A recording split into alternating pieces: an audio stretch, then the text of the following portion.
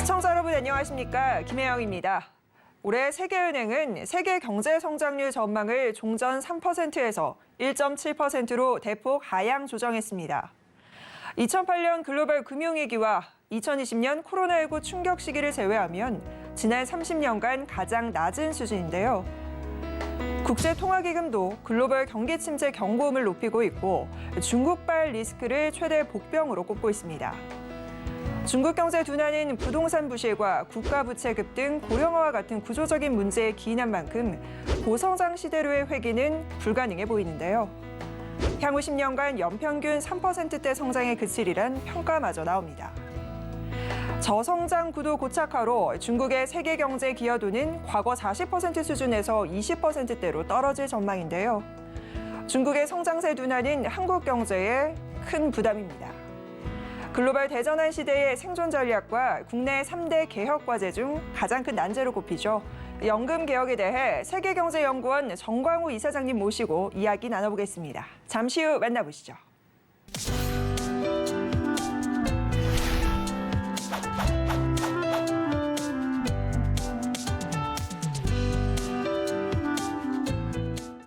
네, 수석 이코노미스트를 역임한 국제금융 전문가로 또 노무현 정부에서는 국제금융 대사를, 이명박 정부에서는 민간 출신 첫 금융위원장을 지내신 분입니다.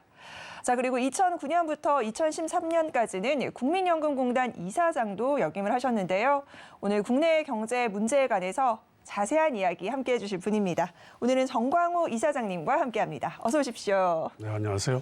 네, 반갑습니다. 네, 반갑습니다. 오늘 귀한 시간 내주셔서 너무 감사합니다. 네, 초대해 주셔서 감사합니다. 네, 국내외 지금 현안이 너무 많아서 오늘 하나하나 저희가 좀 짚어볼까 해요. 자, 첫 번째는요. 일단 올해 1월에 이런 칼럼 쓰셨더라고요. 올해 4월에는 현대 세계사가 아주 큰 변곡점을 맞이할 것이다. 뭐 적어도 인구 분포 면에서는 그럴 것이다라고 쓰셨는데 이게 어떤 의미인지 사실 저는 되게 궁금했어요. 예, 인구 분포 면에서의 큰 변곡점이라고 하면 중국이 오랜 동안 세계 그 가장 인구가 많은 국가가 되어 왔잖아요. 적어도 현대사에서. 그런데 4월을 기점으로 세계 인구가 가장 많은 나라의 순위가 중국에서 인도로 바뀔 것이다라는 전망이었는데 작년 연말에 인도가 최고 인구 국가가 이미 됐다. 왜냐하면 중국의 인구가 작년에 의외로 한 80만 명이 줄어든 것으로 이렇게 통계에 잡혔기 때문에 그런 얘기가 나오고 있습니다. 그래서 이 유엔의 장기 추계로 보면 2100년 한참 남았습니다만은 그때까지는 없을 것 같은데 모르죠. 우리 앵커님은 아니 저도 없을 것 같아요. 2100년에도 지금 수준의 상당히 많은 지금보다 높은 그런 인구수를 가질 것이다. 반면 중국은 급속도로 인구가 줄어드는 그림으로 나와 있죠. 그래서 2100년에는 지금 현재 한 절반 수준으로 떨어지는 그런 전망이에요. 7억 남짓. 그러니까 이것은 인구수의 문제뿐만 아니라 그간 개혁 개방을 통해서 지난 30-40년 동안에 고속 성장을 한 중국의 성장 모델이 인구가 급속도로 감소하고 또 고령화되는 이런 상황에서 그런 그림에 큰 영향이 생기지 않을까, 뭐 그런 전망들이 나오고 있는 것입니다. 네, 뭐 저출산 고령화 사회 문제 저희만의 문제는 아니네요. 그렇죠. 지금 중국이 60년 만에 인구가 감소하고 있고요. 또 올해 경제 성장률도 종전의 예상치보다 낮췄더라고요. 5% 안팎 정도 예상하는 것 같은데 문제는 중국 성장이 뭔가 한계에 다다랐다. 이런 이제 분석들이 좀 나오면서 이게 우리 경제에 미칠 영향력이 또 굉장히 클 거다라는 시각들이 굉장히 많거든요. 아무래도 저희가 대중국 그 이제 수출과 관련해서 수출 의존도가 굉장히 높은 나라잖아요. 거기에 따른 쇼크가 좀 있을 거다라는 이야기가 있는데 우리 정부도 해법을 좀 모색해야 하지 않을까요? 그렇습니다. 중요한 지적이신데요. 중국의 성장이 둔화된다 하는 것이 우리에게 전 세계 성장에도 상당한 영향을 주겠습니다만은 특히 앵커께서 지금 말씀하신 대로 대중국 수출 의존도가 상당히 높죠. 우리나라 근 25% 이렇게 되는 상황이니까 이미 그것이 현실화돼서 금년에도 보면 지금 지속적으로 대중국 수출 그 무역 수지가 적자를 보여주고 있죠. 그러니까 과거에는 우리나라 최대 무역 흑자국이었던 중국이 경제 둔화, 성장 둔화에다가 내부 구조적 문제 이런 것으로 해서 우리나라 상품에 대한 수출 그 수요가 급속도로 떨어지기 때문에 우리나라 입장에서는 향후 수출 대상국을 분산하고 우리 수출 품목도 좀 더 다각화해서 수출 경쟁력을 유지 발전시켜 나가는 것이 중요한 과제가 되는 시점이죠. 맞습니다. 그런데 이 중국이 고성장 시대가 좀 지났다 뭐 이런 이야기들이 있긴 하지만 그 잠재력을 사실 관과해서는 안 될 것 같다는 생각도 들긴 하거든요.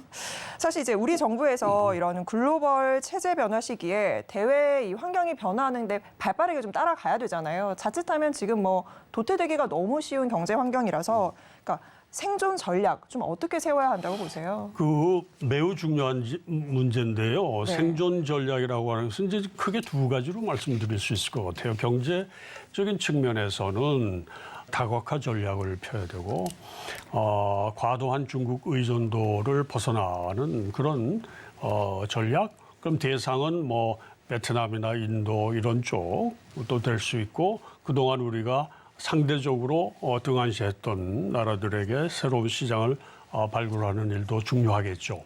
그와 아울러 중요한 것은 세계의 그 경제 체제 그 패러다임만 바뀌는 것이 아니라 미중 갈등이 확대되고 그 종전에 이어져 왔던 소위 그 세계화 흐름에 상당한 그 반대 흐름, 탈세계화라고 우리가 종종 얘기를 하는데 탈중국화로 이어지는 얘기가 되겠습니다만은 그 미국을 중심으로 한 자유민주주의 체제 국가들과 중국, 러시아, 북한 이런 군락과의 집단적인 어떤 그 경쟁 구도라고 볼 수도 있어요. 그렇기 때문에 우리 국가 경영의 기본 원칙인 자유민주주의와 시장 경제를 추구하는 나라들과의 동맹을 강화해야 되는 이런 문제도 지금 심각한 문제가 되고 있는 것이죠. 그래서 최근에 뭐 한미일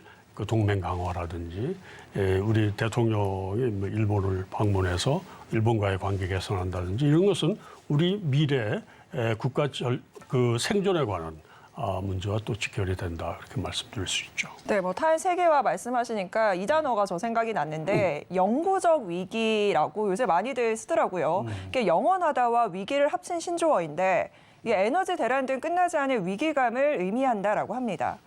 실제로 영국 주간지 이코노미스트는 지난해 말 발간한 2023년 세계 대전망에서 이 영구적 위기는 내년 세계 정세를 정확하게 요약한 합성어다라고 보기도 했는데요.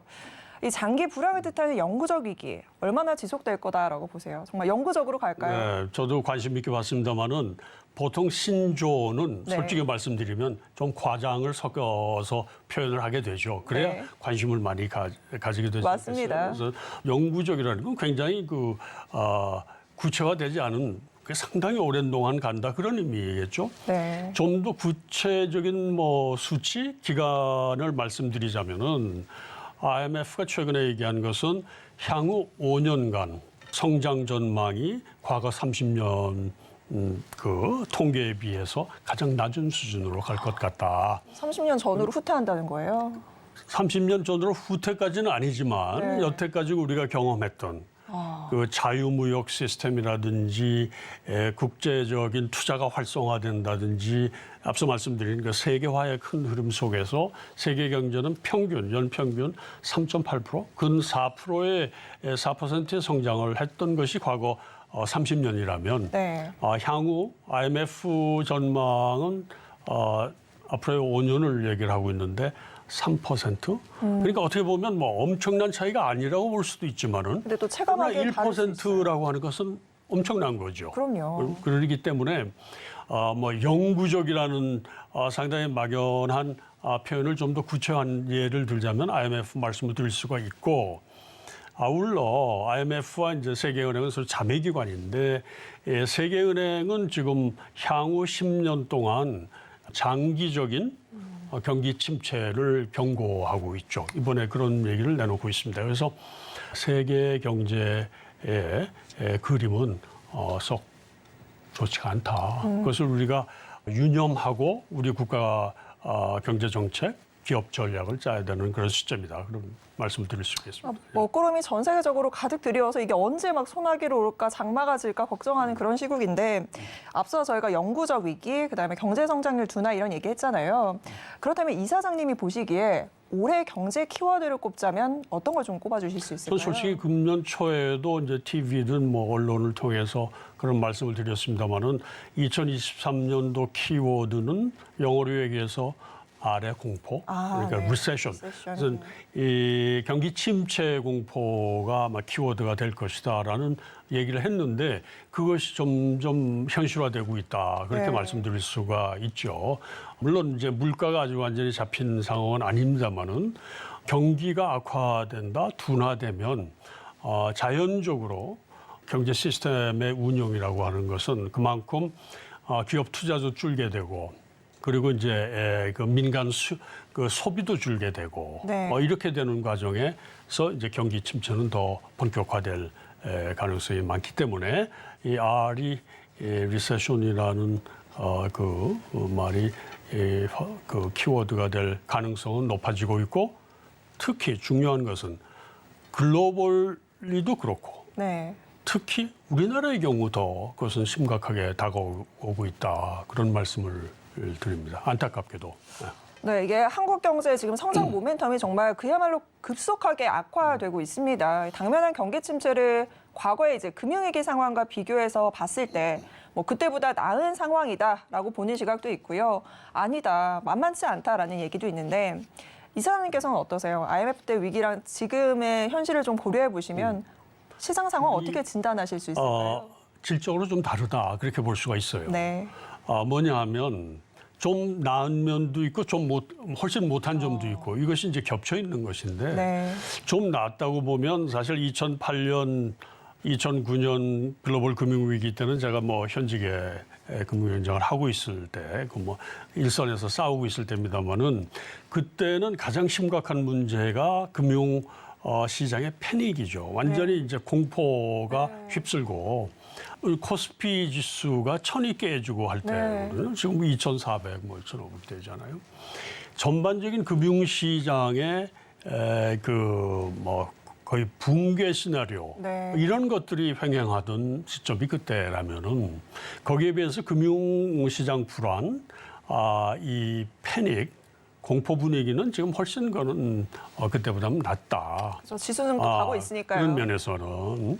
그러나 그때에 비해서 또 상황이 악화된 측면이라고 보면, 우리가 흔히 요즘 그런 표현 쓰죠. 복합위기다, 이런 네. 말을 쓰는데, 뭐가 복합적이냐라면, 이것은 금융 쪽은 이제 금리가 빨리 그 단시간 내에 올랐기 때문에 생기는 여러 가지 부담, 이런 것이 되겠고, 실물 경제가 나빠졌고, 국제 정세, 그러니까 지정학적 그 위험 얘기를 아까도 말씀드렸습니다만은, 그것이 과거보다 훨씬 못하죠. 그러니까 뭐냐 하면, 과거 글로벌 금융위기 같은 때는 글로벌 문제를 풀기 위한 국제적 공조가 이루어졌단 말이에요. 협력해서 같이 이 문제를 풀자는 분위기가 있었지만, 지금은 이제 미중 갈등, 자유진영과 공산진영 간의 이런 그 협조가 당연히 어렵게 됐죠.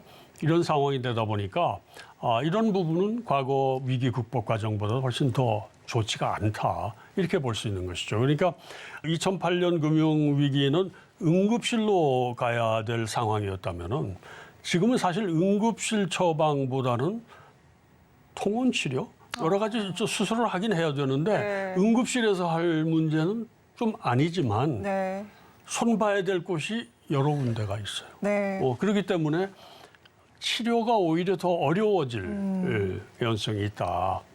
특히 우리 이제 길게 보면 우리 잠재 성장률이 지속적으로 떨어지는 이런 경제 활력이 떨어지는 상황에서 이것을 반전시키는 노력, 이것은 우리가 혁신적인 변화가 필요한 그런 시점입니다. 그런 차이가 있죠. 그래서 정말 뉴스에서 헤드라인 보면 복합위기 얘기 정말 많이 하거든요. 맞아요. 근데 너무 지금 이게 응급실과 통원치료 얘기를 해주면서 비교를 너무 잘해주신 것 같아서 저도 좀 내중에 써먹어야겠습니다. 그래요. 이 복합위기가 뭔지 그 현실을 좀 하나하나 짚어봤는데요. 이 글로벌 공급망 재편 그리고 산업 대전환 시대를 맞아서 불황의 장기화에 대비해서 국가 기업의 생존력 강화가 지금 정말 관건입니다. 경제를 되살리기 위해서 가장 먼저 해야 할 그렇다면 응급 조치는 무엇일지를 좀 여쭤볼까 하는데요.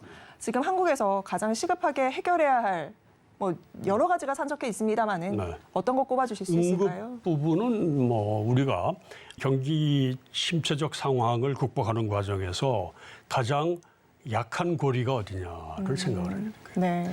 그 부분을 생각하자면은 뭐 많이 지적을 하고 있습니다만은 우리가 이 고금리의 영향을 부정적인 영향을 많이 받는 부분이 이제 부동산 같은 그렇죠. 쪽이거든요. 네. 그렇다 보니까 부동산 개발, 금융 이런 쪽에 연관된 프로젝트 파이낸싱 그런 관련된 부채, 그 잠재 부실 네. 이런 부분들을 선제적으로 완화시키도록 노력하는 걸 이미 정부가 노력을 하고 있죠. 규제 네. 완화를 통해서 부동산 시장의 경착륙을 피하자. 이런 것이 그런 노력의 일환인데 이런 부분이 이제 급한 부분이라고 볼 수가 있고 좀 더 그 긴 안목으로 자칫 장기화될 수 있는 경기 침체 구도하에서 국가 경쟁력을 유지 발전시켜 나가려면은 우리 경제를 더 튼실하게 만들어야 되겠죠. 체질을 개선하고 체력을 강화해야 된단 말이죠.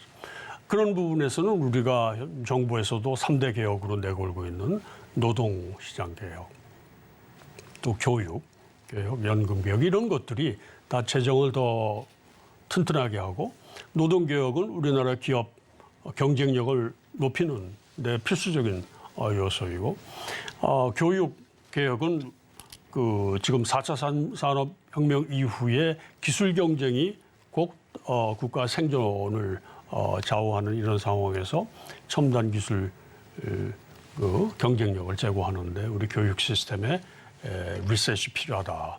이런 것들에 우리가 더 전념을 해야 되지 않냐. 그렇게 말씀드릴 수 있습니다.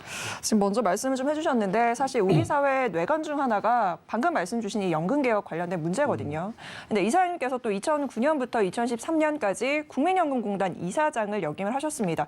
당시에 뭐 투자, 해외 투자 문호를 굉장히 넓혔다라는 평가를 받고 계시는데 그래서 저희가 연금개혁과 관련된 이야기를 조금 여쭤볼까 해요.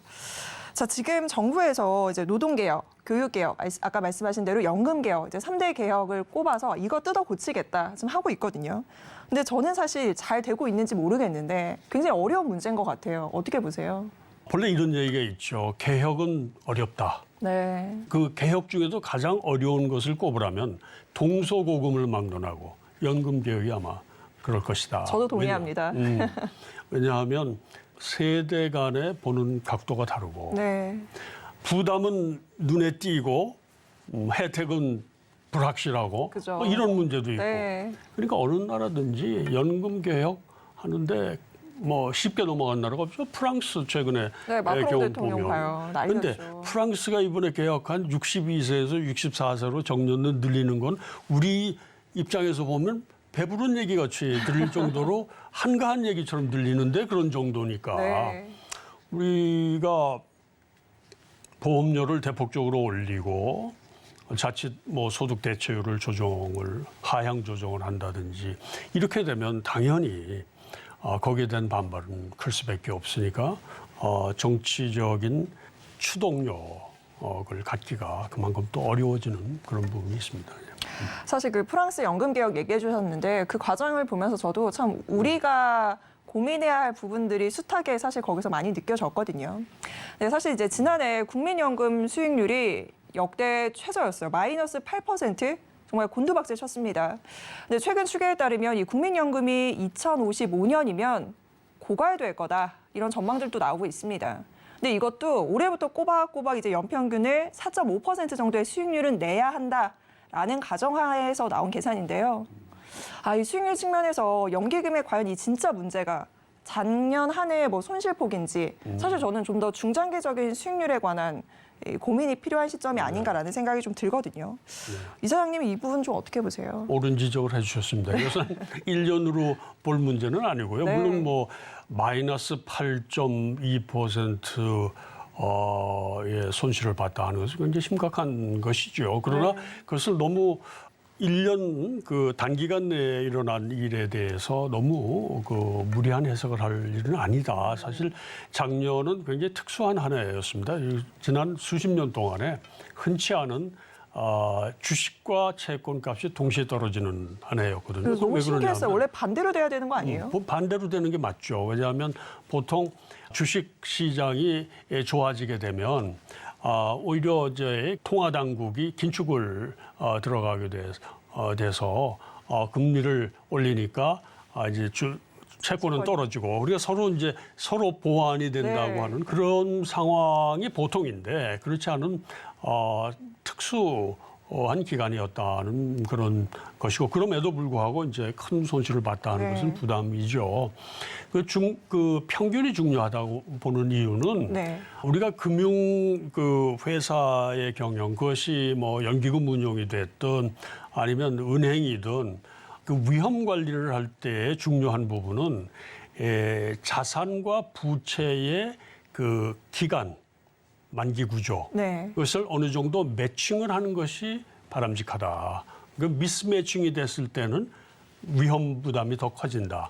무슨 말씀을 드리려고 그러는 거냐면 국민연금 입장에서는 자산은 가지고 있는 우리 뭐 주식, 채권, 부동산 이런 것들이 이제 자산이고 부채는 그 가입하신 국민들의 노후에 우리가 내어드릴 연금이거든요. 네. 그러니까 상당히 긴 안목으로 운영을 해야 되는 그런 그렇죠. 구조예요. 네. 그러니까 자산 운용도 거기에 나오는 수익을 장기적 관점에서 안정적으로 또 높은 이런 그 수익을 올리도록 하는 노력이 필요한 것이죠. 그래서 매년 또는 뭐 월간 단위로 뭐 분기별로 변동성이 상당히 큰데 그렇게 아주 짧은 기간 내에 그 성과를 과도하게 해석하는 것은 아니다.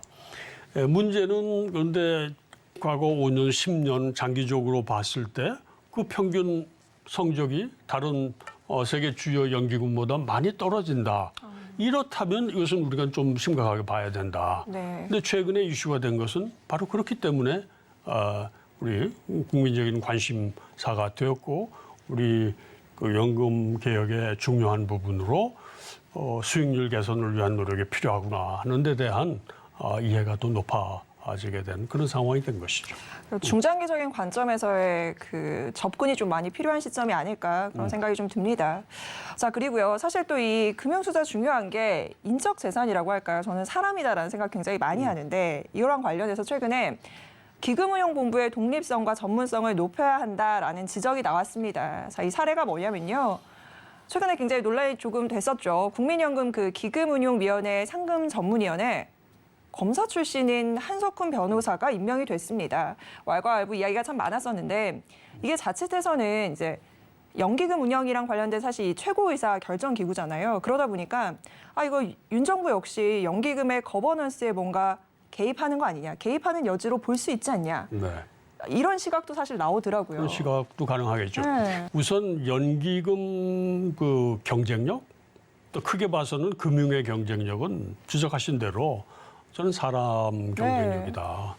또 사람뿐만 아니라 다 연관이 되어 있습니다만은 저는 금융 경쟁력의 핵심은 사람, 정보 그리고 네트워크 이런 것들이 성과의 차별성을 낳는다. 그러면서 이게 다 중요한 부분이 되는 것이죠. 그래서 가버넌스 개혁은 기본적으로 최고의 인력들이 가장 좋은 업데이트된 정보에 접근할 수 있도록 해주고 그리고 글로벌 네트워크를 잘 활용해서 가장 좋은 투자처를 발굴하는 그죠. 이런 환경을 만들어주는 데 가버넌스 개혁이 필요하다, 지배구조 개혁이 필요하다 이런 좀 말씀을 드리면서 이제 최근에 이제 그 인사 문제에 대해서 말씀을 하셨는데 물론 오해 소지가 있을 수도 있겠다. 그렇게 느껴지면서 또 우리가 너무 그걸 과도하게 해석하는 건 아닌가 하는 느낌도 들어요. 일례로 네.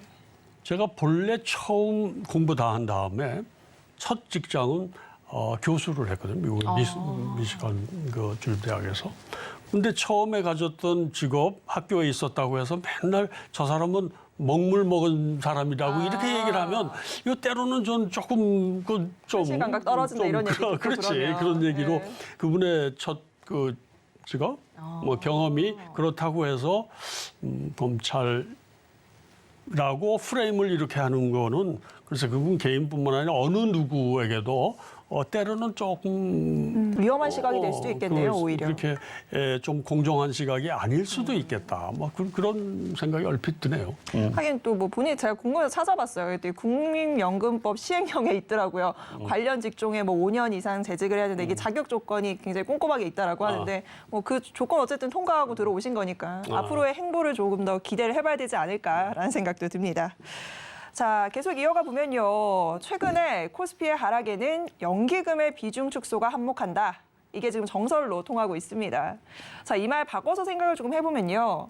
사실 정치권 이제 지지율 신경도 안 쓸 수가 없는데 이렇게 되면 이 연기금의 한국 주식 비율을 높이라고 강요할 개연성도 있지 않느냐.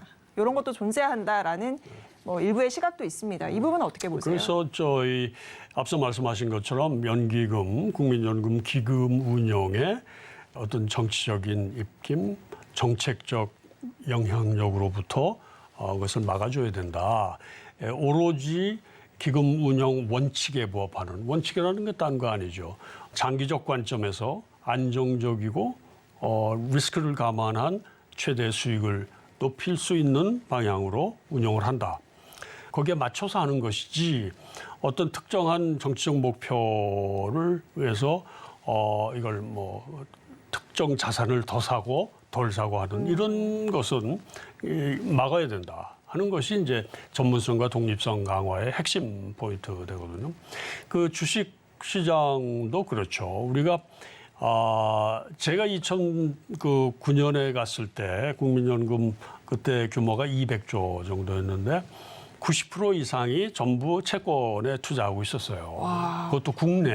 아, 국내 채권이요? 네, 그래서 제가 2008년 글로벌 금융 이후에는 초저금리 시대가 왔고 또 그 이 규모가 이렇게 커지면은 국내에다 다 소위 몰빵을 할 수가 없잖아요. 네, 분산해야죠, 분산 이게. 투자를 해야 네. 되죠. 이것이 이제 리스크 관리의 핵심이고 그리고 그때 제가 얘기를 많이 했던 것이 국민연금 기금이 수백조 이런 규모로 커졌다 하는 것은 연못 속에 고래가 됐다. 그러니까 연못 속에 본래 금붕어였는데 네. 이 커지다 보니까 연못 내지 뭐 어항 속에 큰 고기가 된 거예요. 바다로 나가야 되겠네요. 그렇지. 태평양으로 나가야 된다. 그래서 해외 투자를 늘려야 된다. 이것은 수익성 극대화의 목표하고도 부합하는 것이고 아울러 그 자산 다변화를 통해서 우리가 위험 부담을 줄여 나간다 하는 문제도 있고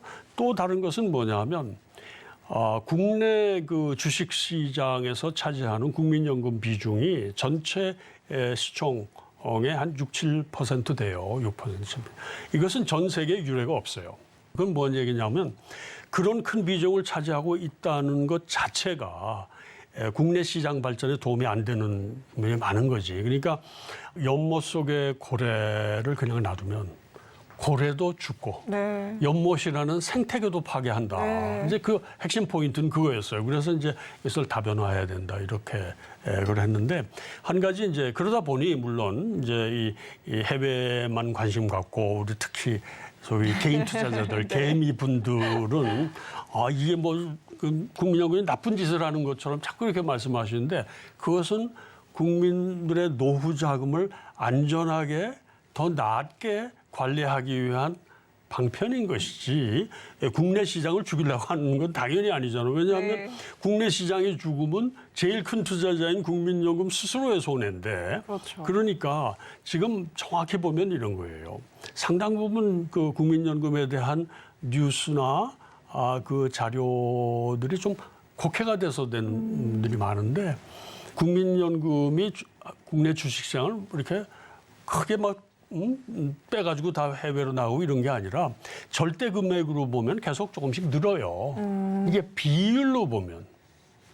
워낙 큰 손이라서 워낙 그래요. 큰 손이다 보니 네. 그렇게 돼 있는 거죠. 그러니까 이거는 장기적 관점에서 우리가 국민연금의 국내 주식 비중은 과도하게 늘리지 않는 것이 바람직한 것이 만일 그렇게 늘렸는데 지금 나중에 2040년 뭐 30년 때부터 뭐 그런 후반 가면 그런 상황이 생길 텐데 우리가 있는 것을 팔아서 연금을 내어드려야 될 상황이 되면 변곡점을 지나게 되면 네. 그렇게 되면 우리 국내 시장에 엄청난 충격을 주는 상황이 올 거예요. 그래서 지수 폭락할 거예요. 그 폭락하겠지.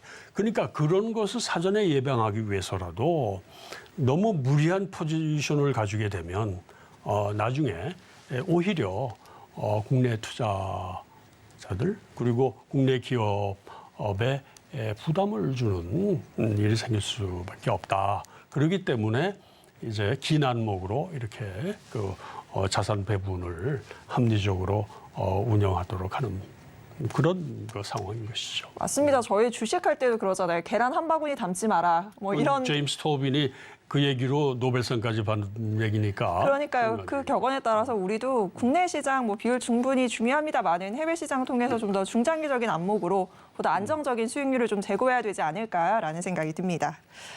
자, 이번에는 해외 사례랑 조금 비교를 해볼까 합니다. 캐나다 연금투자위원회가 대표적인 성공 사례로 꼽히는데요. 평균 수익률 1등이라고 합니다.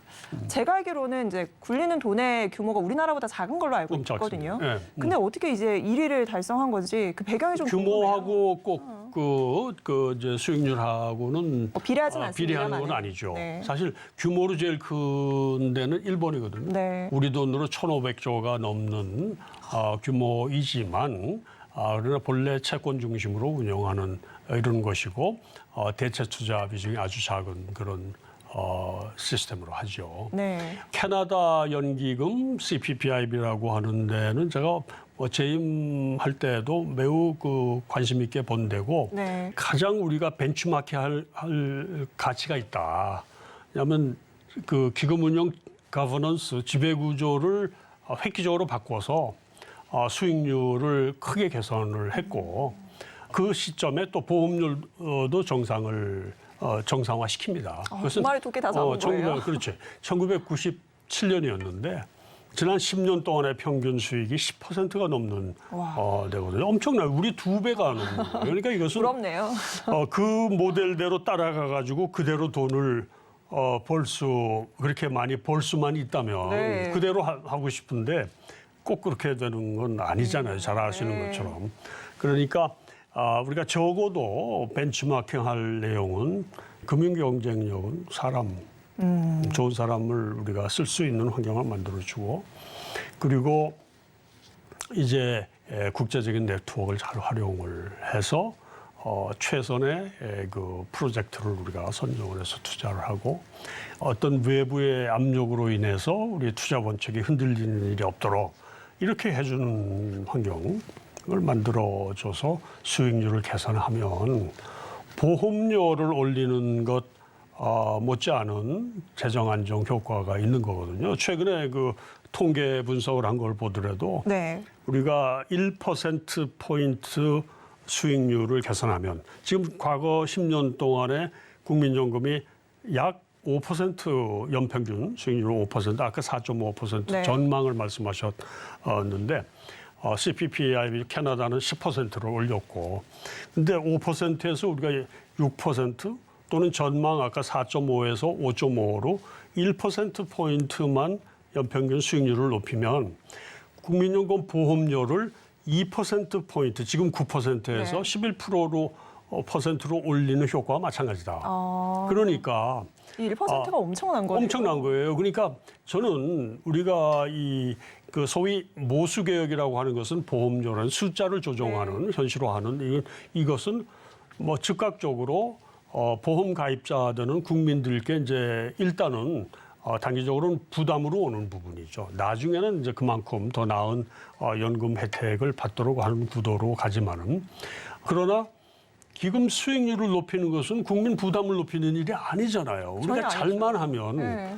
보험료 올리는 거와 같은 그 이상의 효과를 낼 수 있다 하면 당연히 이런 노력을 해야 된다 하는 차원에서 제가 이 말씀을 참 강조를 하는 것이죠. 보는 시청자분들이 저희가 캐나다처럼 막 수익률 10%씩 내면 그러면 박수 칠 보험료 거예요. 사실 그것만 가능하다 그러면 이렇게 보험료 높이는 그런 이 문제로 국민적 갈등이 이렇게 커질 건 아니다. 그럼에도 불구하고 이제 워낙 우리가 이제 낮으니까 네, 그걸 근데 정상화하긴 해야 되지만은 말씀하신 대로 이게 수익률이 올라가면 좋겠습니다만은 그거는 뭐 약간의 장기적인 안목이 좀 필요한 시점이고 그렇다고 해서 사실 지금 보험료 인상을 하긴 해야 된다라는 의견이 더 우세하긴 하거든요. 뭐 당연히 그런데 이렇게 말씀드리면 아마 이해가 더 잘 되실 거예요. 네.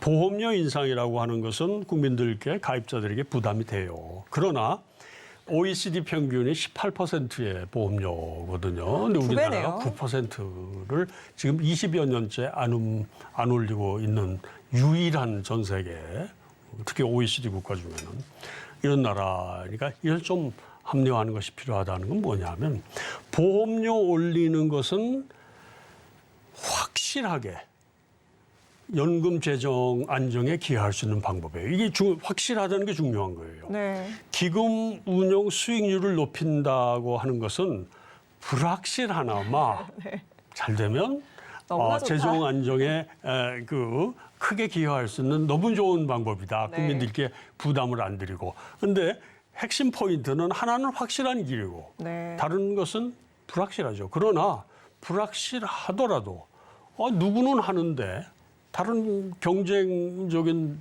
해외 연기금들은 더 높은 수익을 내고 있는데 이렇게 낮은 수익률로 만족한다 하는 것은 국민에 대한 도리가 아니지 않느냐 그런 생각이 드는 것이죠. 그런데 사실 지금 이 보험료율을 높이면 MZ세대 등 젊은 세대들이 실제로 반감을 좀 많이 가지고 있습니다. 자, 이런 불신 속에서 MZ세대들이 자신들의 가처분 소득을 강제로 저축당한다 뭐 이런 생각을 하기도 하는데 어떤 시각이세요? 그런 생각을 일견할 수도 있는 부분은 있는데 저는 소위 펀지 스킴이다 뭐 이런 얘기는 정말 거의 괴담 수준이다. 요새 가짜 뉴스로 많은 선량한 국민들 그리고 우리 젊은 청년들에게 왜곡된 정보를 지금 주입시키고 있다 그런 생각이 들거든요. 네. 구조적으로 그런 것이 아니고 물론 강제저축이라는 건 맞는 말씀이에요. 근데 우리가 살아보면 강제저축이 아니면 자발적으로 저축 안 하고 그냥 써버리는 경우도 많아요. 쉽지 않아요. 노후를 준비하는 데 있어서 어느 정도의 강제저축이라고 하는 것은 또 긍정적인 측면이 있는 것이죠. 맞습니다. 우리가 미리 노후를 위해서 좀 떼놓고 그만큼 절약을 해서 사는 이런 방향으로 가는 것이 또 바른 방향이기 때문에 그런 면에서는 이제 우리가 잠재적 가입자 또는 임의 가입자 특히 젊은 세대와는 이 부분에 대해서 우리가 정확히 이해하도록 커뮤니케이션을 더 해서 소통을 더 해야 되겠다는 생각이 들고요. 또 하나는 이게 수익률하고 관계 있어요. 네. 뭐냐? 젊은 세대들 해외에 직접 투자도 하고 뭐 일부는 코인도 하고 뭐 여러 가지를 해서 평균 소득을 세게 높였다 이런 사람도 있을 수 있죠. 네. 근데 거기에 따른 이제 위험도 상당히 있는 것이고 다만 국민연금 기금 수익률을 높이는 것이 국민연금에 대한 회의적인 시각을 가지고 있는 젊은 세대의 마음을 좀 돌리는 데도 도움이 될 것이다. 그건 뭐냐면 국민연금 전문가들이 큰 규모로 좋은 투자를 발굴해서 운영을 하다 보니까 내가 하는 것보다 더 나은 소득을 낼 수 있는 이런 그림이 나오는구나. 이렇게 되면 국민연금 제도에 대한 신뢰도 더 올라갈 것이다. 그래서 제가 참고로 하나 말씀드리면 제가 가 있는 동안에 제가 어떻게 하다 보니까 역대 최장수 이사장을 했어요. 굉장히 오래 하셨잖아요. 다행히도 제가 취임한 그 시점이 글로벌 금융위기로 우량 자산이 헐값으로 나오고 하는 그런 시기였어요. 네. 베를린에 유럽에서 제일 유명한 건물 중에 하나가 소니 센터라고 있었는데 그것도 우리가 사서 큰 수익이 났고 영국의 HSBC 빌딩 본사 그것도 굉장한 건물인데 우리가 사서 돈을 크게 번 거라든지 뉴욕에서도 그렇고 영국의 2대 국제공항인 겟윅 공항이라고 있어요. 거기 지분 산 것도 크게 또 수익이 나오고 이런 것들이 이제 기사화되고 알려지게 되고 그때로부터 몇 년 동안 자발적 가입자가 태풍 듭니다. 엄청난 일 하셨네요. 그러니까 국민연금의 수익 이 부분에 대해서 우리 가입자들, 우리 국민들께서는 상당히 민감하게 바라보고 계신다. 그럼요. 제 돈이 들어가 있는데요. 이거 이제 내 돈을 잘 굴리는구나. 네. 이렇게 될 때 그 제도의 신뢰성이 높아지고 그러면 우리가 보험료 더 내서 돈 더 넣어서 더 크게 굴리면 좋겠다. 이런 생각을 하실 수 있게 한다면 우리 그 어려운 연금 개혁을 좀 더 덜 어렵게 우리가 해나갈 수 있는 그런 그 모멘텀이라 할까 계기를 만들 수 있지 않을까 그런 생각을 합니다. 저희 앞서서 이제 MZ 세대에서는 반대의 목소리가 좀 있다라는 말씀을 드렸는데 반대로 기성 세대에서는 또 이런 얘기합니다. 현행 소득 대체율 40% 이거 너무 적다. 이 정도 수준으로는 노령 빈곤화 피할 수가 없다. 이거 보험료율을 올리되 소득 대체율도 50%로 올리자. 뭐 이런 주장도 일각에서 나오고 있는데요. 그러니까 이게 더 내고 더 받자 뭐 이런 방안인 건데 여기에 대해서는 어떻게 보세요?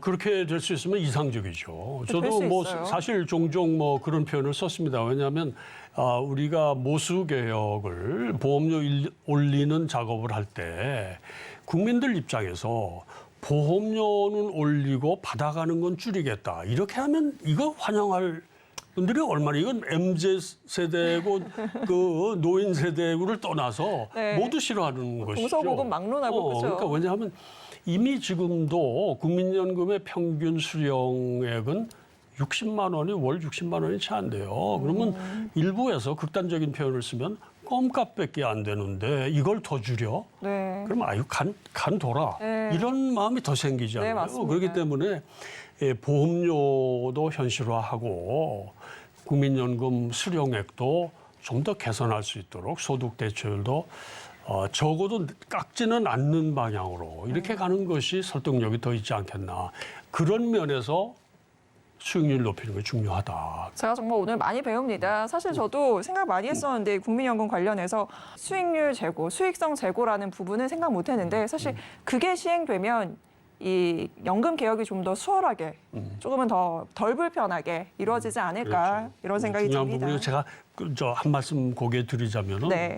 국민연금 고갈 시기가 2050년이다 이렇게 나와서 그때부터는 못 받는다라고 그렇게 생각해요. 생각하실 필요는 없어요. 그건 뭐냐 하면 네. 소위 적립식 연금 제도에서 그 pay as you go라고 해서 그때 필요한 대로 우리가 세금을 걷어서 그 연금을 내어드리는 그 시스템으로 전환이 이루어질 것인데 네. 그것을 소프트 랜딩을 하도록 하려면은 우리 기금 소진 시기를 최대한 늦춰야 지금 젊은 세대가 나중에 연금 받는 상황을 더 편하게 해드릴 수 있다. 그런 차원에서 보면 저는 연금 개혁은 정말 그 내용을 들여다보면 깊게 들여다보면 우리 젊은 세대들이 환영하는 일이 돼야 된다. 그런 방향으로 더 소통하고 또 그 개혁의 내용도 그렇게 그런 방향으로 맞춰 나가면 해나갈 수 있는 일이다 그렇게 생각을 합니다. 네, 지금 소통 얘기하시니까 생각난 게 바로 정치권이에요.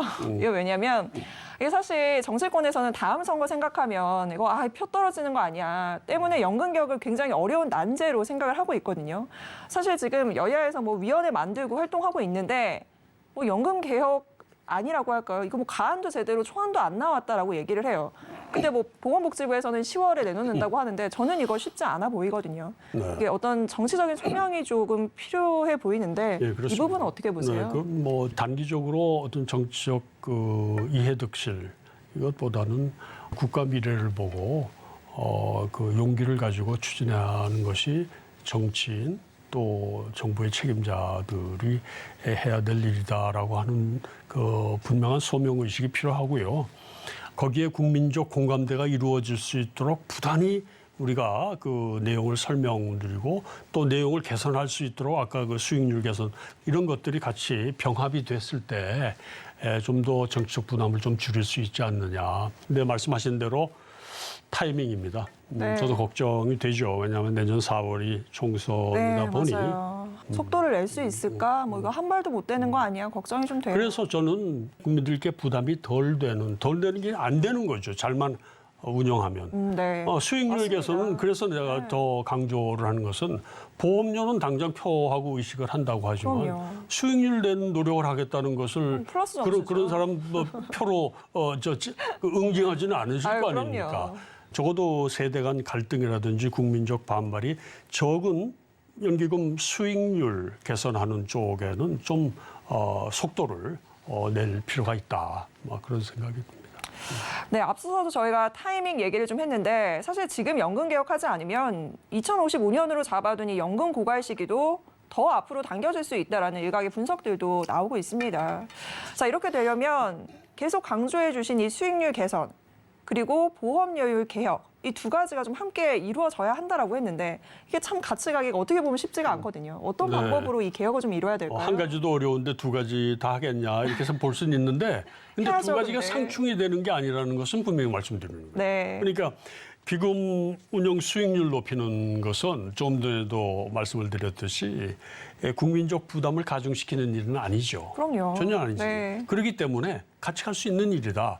더 부담이 되는 것은 사실 보험료 올리는 이런 부분인데 네. 그러나 보험료를 조금이라도 올리고 그 올린 그 효과를 어떻게 보면 더 키우는데 우리가 기금 운용 이 그 수익성도 더 크게 늘릴 수 있도록 가버넌스 개혁도 하고 어떤 특단의 대책을 마련해서 이렇게 하도록 하겠다는 모습을 보여줄 때 보수 개혁의 수용성을 좀 높일 수 있지 않겠냐.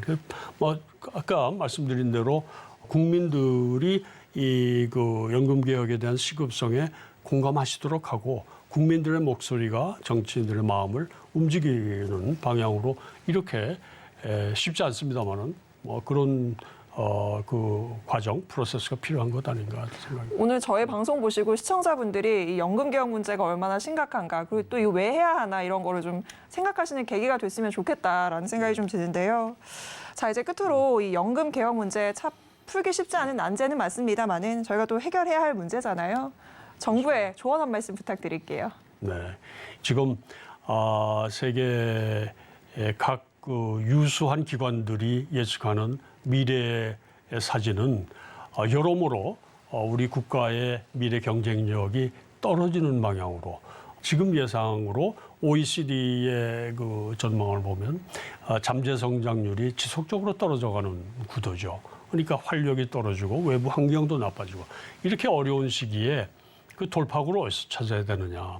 이것은 우리 경제의 그 체질을 개선하고 체력을 강화한다고 하는 그것이 이제 지금 개혁의 근본적인 목적인데 이런 과정을 통해서 우리가 거듭나는 그런 상황을 빨리 맞지 않으면은 정말 우리 미래 세대는 정말 어려운 환경을 유산으로 남기게 되는 무책임한 우리 세대 사람들이 될 수밖에 없는 구도다.